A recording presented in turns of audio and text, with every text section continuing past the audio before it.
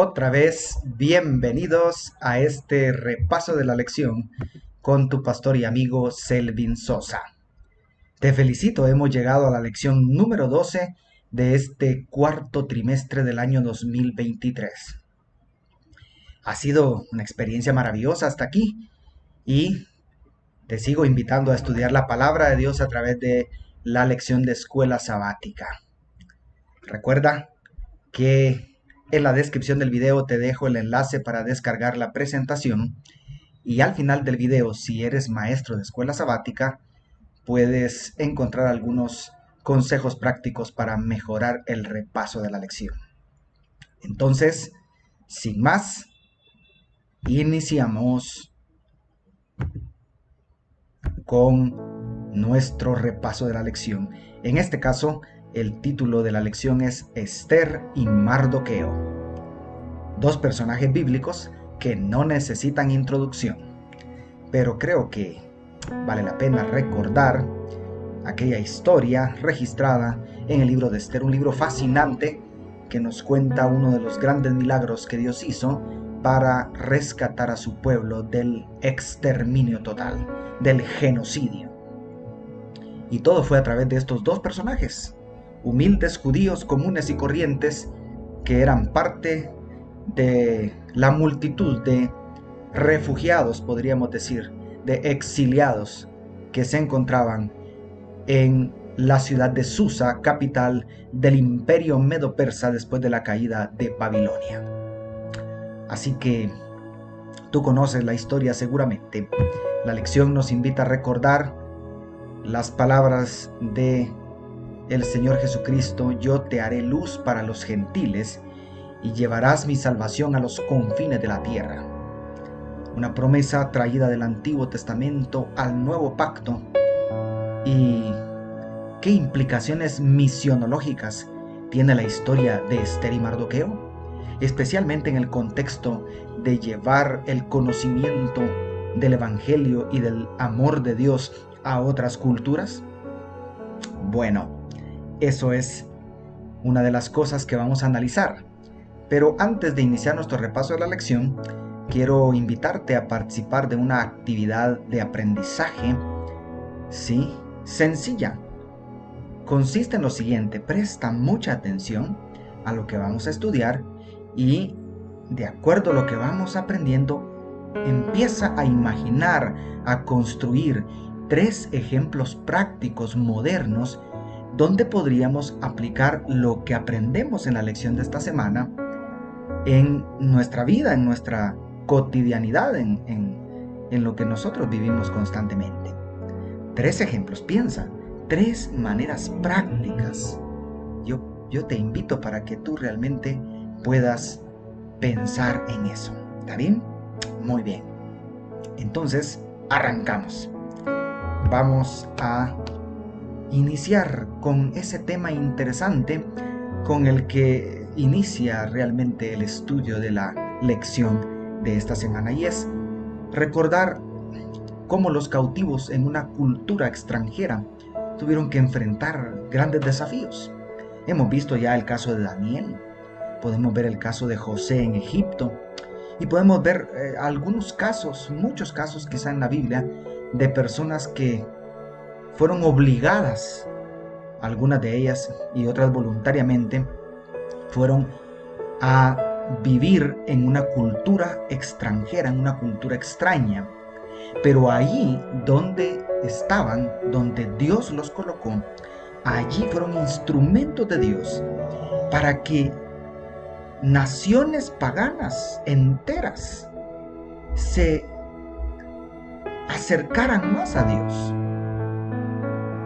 En el ejemplo de Daniel, 2 imperios conocieron al Dios de Daniel, a Jehová de los ejércitos, y enfrentaron muchas dificultades, no solamente con la comida, el idioma, como ya habíamos hablado en lecciones anteriores, sino con muchas dificultades, incluso con riesgo de perder su vida, porque recordemos que en el Antiguo Pacto los principios de la fe hebrea eran también la ley nacional de Israel. Así que al salir de esa protección y entrar a otra cultura, a otra nación, ya no estaban esas leyes para proteger sus creencias. Y en algunos casos tuvieron que enfrentar grandes amenazas, incluso de vida o muerte. Así que, de verdad que hay grandes héroes en la historia bíblica que nos invitan a reflexionar en que si ellos pudieron, en circunstancias mucho menos favorables que las nuestras, compartir las buenas nuevas de salvación, el conocimiento del Dios verdadero con otras culturas, ¿cuánto más nosotros no podremos hacerlo? De paso, cuando nosotros iniciamos a estudiar en la historia de Esther, nos encontramos que prácticamente en el capítulo 2 de Esther, Mardoqueo, el tío y padre adoptivo quizá de Hadasa, como era su nombre original en hebreo, padre de Esther, tanto él como ella en realidad estaban como ante un tribunal extranjero, con leyes extrañas, con principios totalmente ajenos a los principios de ellos. ¿Por qué razón? Porque sus creencias eran totalmente diferentes a la cultura y a las circunstancias que vivían. De tal manera que encontramos a Esther siendo obligada a ir al palacio para participar en esa especie de concurso de belleza para elegir a la reina, la nueva esposa del rey Asuero, que había desechado a su anterior reina Vasti. Pero no solamente vemos eso, sino que a la hora de que Esther se va al palacio al cuidado de Hegai, Mardoqueo le da un consejo que parece extraño, que parece, no sé, tal vez nos pueda parecer a muchos de nosotros un consejo malo, porque Mardoqueo le dice: no des a conocer tu nacionalidad, tu religión, mantén un perfil bajo, en otras palabras. Ese consejo de Mardoqueo era un buen consejo. Hay ocasiones en las que realmente es mejor hacer silencio, callar. Es posible que haya personas en el mundo moderno o posmoderno, mejor dicho, en el que vivimos, que necesiten guardar silencio. En realidad, aún la vida de Mardoqueo, de Esther y todos los judíos estaba en grave peligro. Ya habían sido invitados los judíos a volver a la tierra prometida, pero muchos se resistieron a volver a la tierra prometida. Estaban tan acomodados en la nueva tierra donde vivían, tenían seguramente posesiones, negocios, que muchos no se sintieron motivados a volver. Pero ahora las circunstancias estaban tensas. ¿Cómo te sentirías tú en un tribunal? ¿Y cómo te sentirías si en ese tribunal el juicio se lleva a cabo en otra lengua, bajo otras leyes distintas a las que tú conoces, en circunstancias tan desfavorables?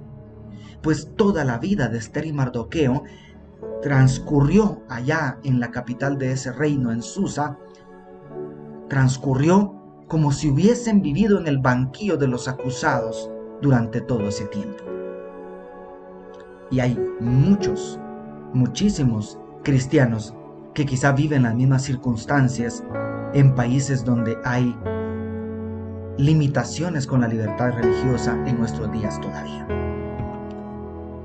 Sin embargo, es admirable el valiente testimonio de Mardoqueo, un hombre tan leal a sus principios que cuando el rey decide exaltar a Amán, un hombre muy malvado, descendiente de Amalek, enemigos acérrimos del pueblo de Dios de siglos desde el tiempo de los jueces, este hombre, al ser exaltado, exigió a todos que se inclinaran delante de él.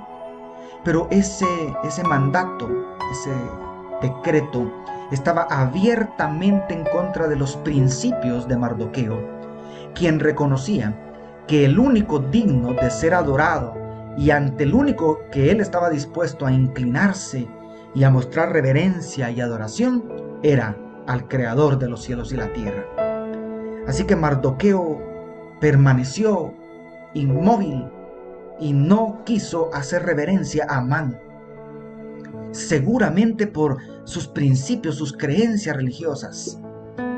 Y en esa situación, Mardoqueo realmente presenta un valiente testimonio, porque incluso su vida corre peligro por permanecer firme y fiel en ese principio maravilloso que nos expresan los primeros mandamientos de las tablas de la sagrada ley moral de Dios.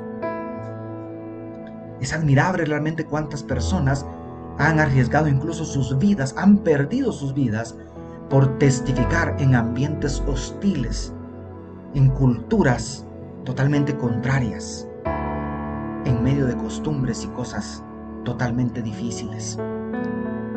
Y las cosas se ponen más difíciles porque la ira de Amán, al interpretar la actitud de Mardoqueo como una subversión, como un desacato a la ley, se desata entonces la ira de Amán contra el pueblo judío y trama un plan para exterminar no solo a Mardoqueo, sino a todo el gobierno judío. Pero para esta hora, Ester, la hija adoptiva de Mardoqueo, ya era reina, ya había sido elegida como la esposa y la favorita de el rey.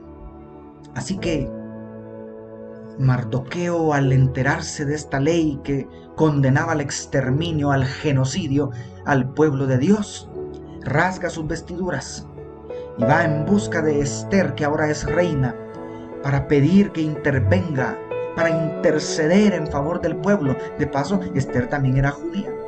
Amán estaba atentando contra la vida de la reina y todo su pueblo, pero no lo sabía.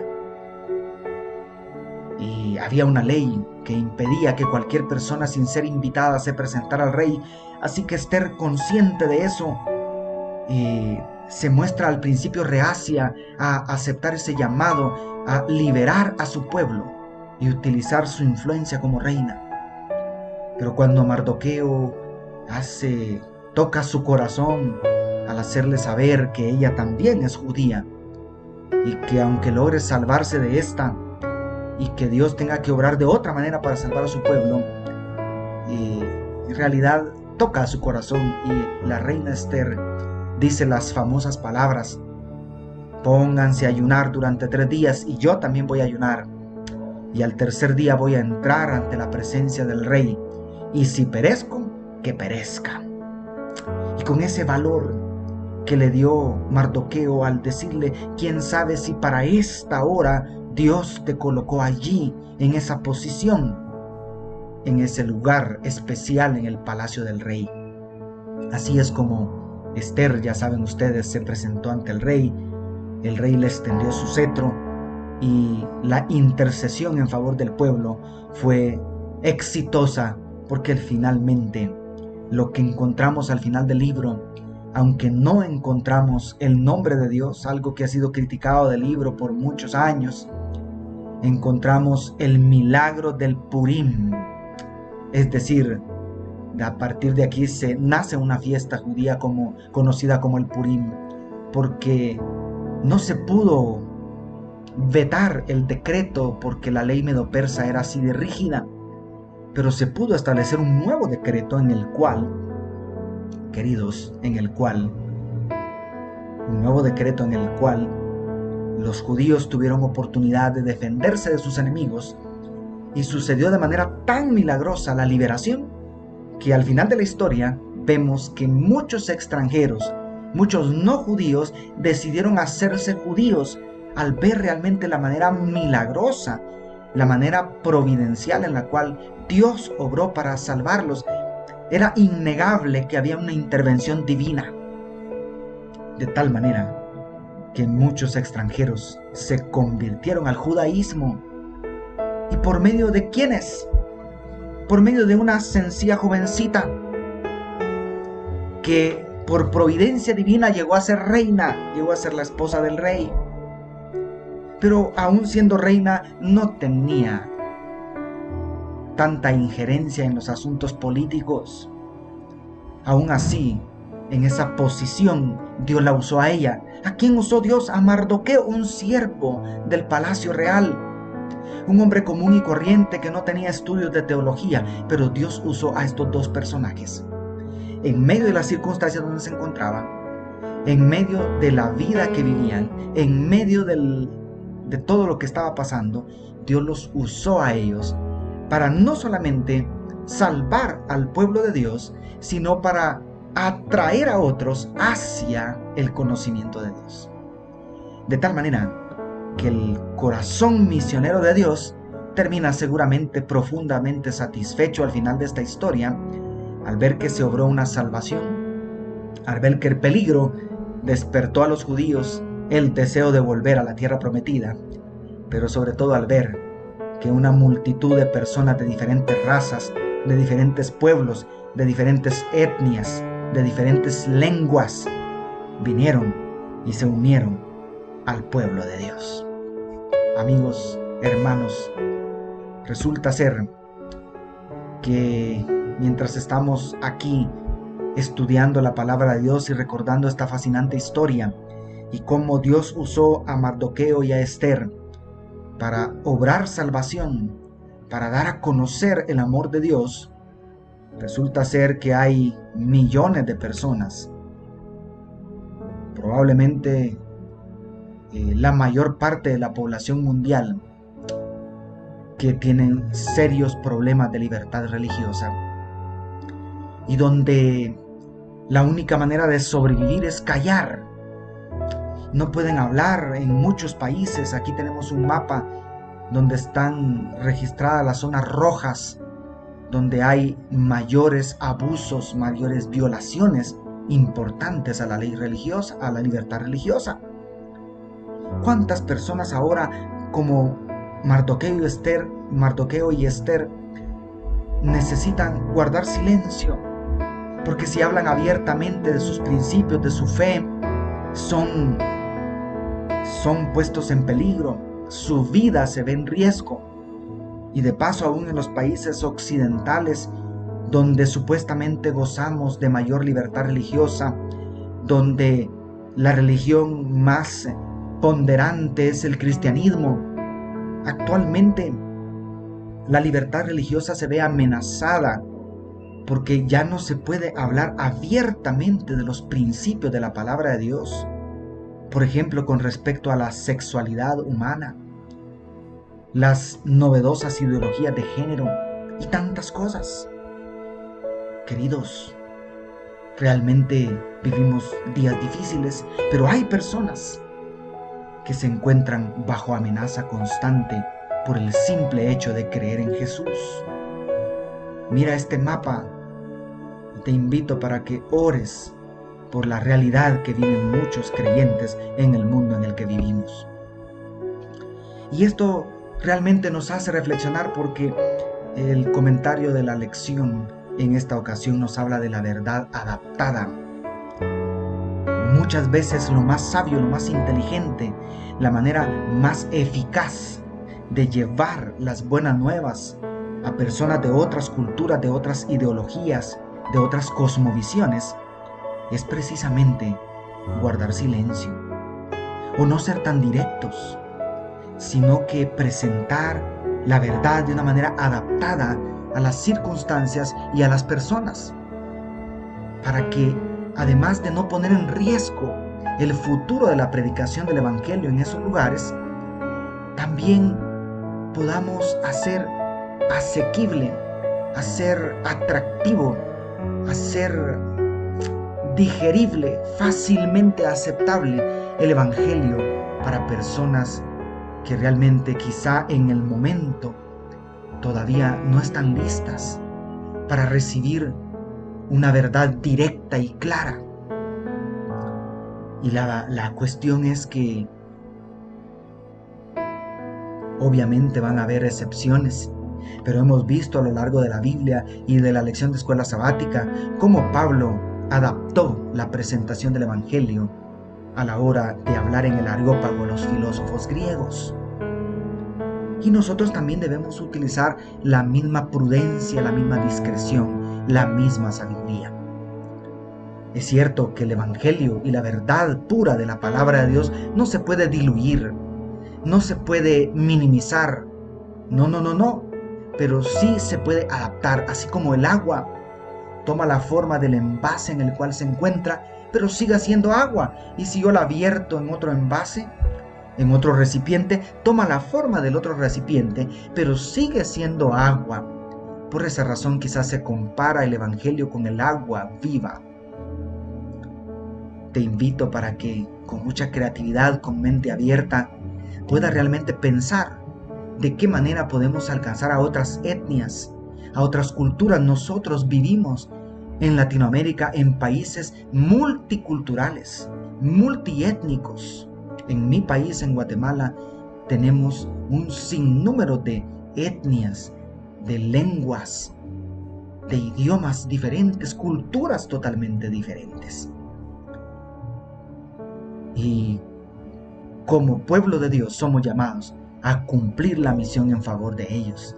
Pero hemos de adaptar el mensaje sin alterarlo, sin hacerle perder su poder y eficacia, pero adaptarlo. Así como Mardoqueo y Esther, de una manera indirecta, silenciosa, pudieron hacer una gran obra de parte de Dios. En algunas ocasiones el Espíritu Santo nos va a guiar para actuar de la misma manera, con suprema cautela.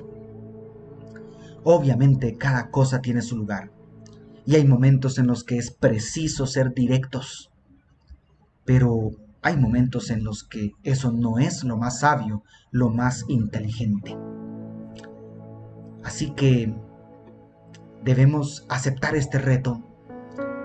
Yo no sé cuáles son los 3 ejemplos que tú pensaste de cómo podemos aplicar esto, pero yo quiero compartir de los que yo pensé al realizar el estudio de la lección de esta semana.